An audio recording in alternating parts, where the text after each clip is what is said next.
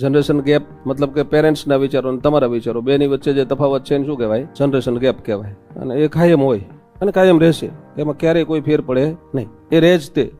એક વખત એક હોટલમાં કલેક્ટર સાહેબ જમવા ગયા. સાહેબે જમી લીધું, પછી બિલ આવ્યું એટલે કલેક્ટર સાહેબે બિલ ચૂકવી દીધું. અને પછી કલેક્ટર છે એટલે ટીપ આપે ને, એમને 50 રૂપિયા ટીપ આપી વેઇટરને.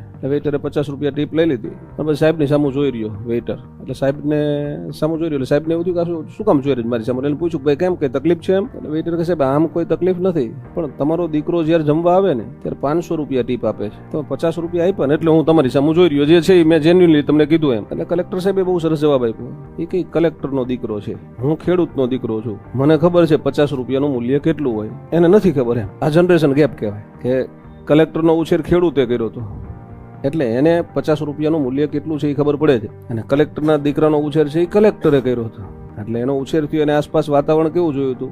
કલેક્ટરના ઘરનું વાતાવરણ જોયું હતું. એટલે 500 રૂપિયા આપતા એ ખચકાતો નહોતો. આને જનરેશન ગેપ કહેવાય અને એ કાયમ રહે.